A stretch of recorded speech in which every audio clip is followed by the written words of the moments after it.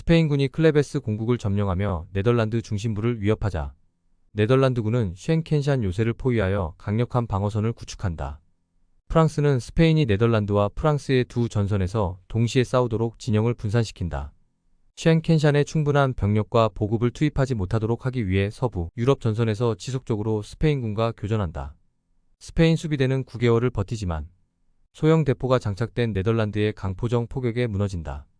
쉔켄샨 요새를 탈환한 네덜란드는 1636년 4월 내륙 진입해 방어선을 복구하는 데 성공한다.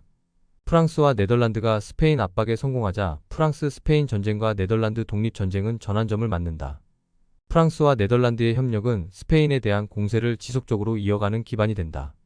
프랑스는 동쪽의 신성 로마 제국 합스부르크와 서쪽의 스페인 합스부르크에 맞서지만 30년 전쟁의 연장선에서 시작된 프랑스-스페인 전쟁에 집중한다.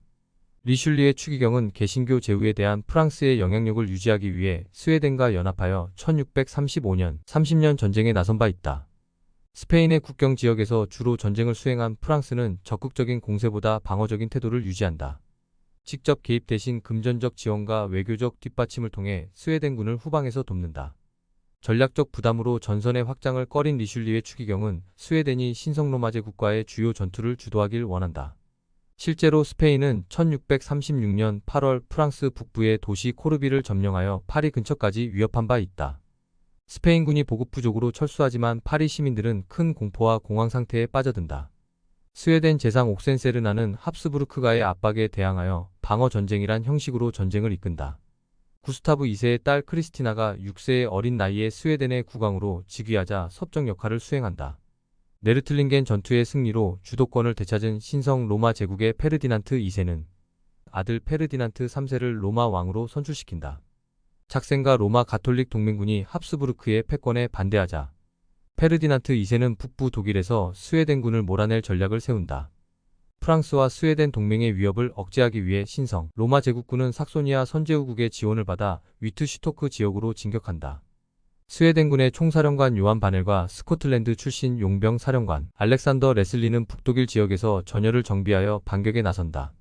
17,000명의 스웨덴군과 18,000명의 제국군은 독일 북부 브란덴부르크주의 작은 마을 위트슈토크에서 충돌한다. 엘베 강을 건너 위트슈토크 남쪽의 숲이 우거진 구릉지대에서 1636년 10월 4일 전투가 시작된다. 6개의 도랑과 마차 벽을 연결한 방어선을 구축한 제국군과 삭소니아 병력은 스웨덴군이 모래 언덕 샤르펜베르크로 다가오기를 기다린다.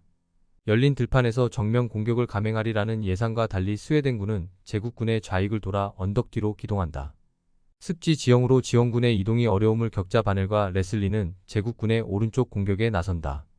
험난한 지형 때문에 큰 손실을 입지만 스웨덴군의 기병대는 제국군의 측면을 성공적으로 공격하여 전투의 흐름을 바꾼다. 스웨덴군이 좌익 우회와 측면 공격으로 제국군의 방어선을 무너뜨리자 제국군은 혼란에 빠진다. 제국군의 상당 부분을 차지한 삭소니아 선제후국의 병력은 훈련이 부족하거나 사기가 낮아 전투력을 잃는다. 제국군은 언덕 위에서 방어적인 위치를 차지하지만 2,000명의 사망자와 3,000명의 포로를 남긴 채 황혼을 틈타 퇴각한다. 전술적 기량으로 위트슈토크 전투에서 승리한 스웨덴은 북독일 지역에서 전략적 우위에 선다. 신성 로마 제국의 페르디난트 2세가 1637년 사망하자 황제에 오른 페르디난트 3세는 30년 전쟁의 종결을 주도한다.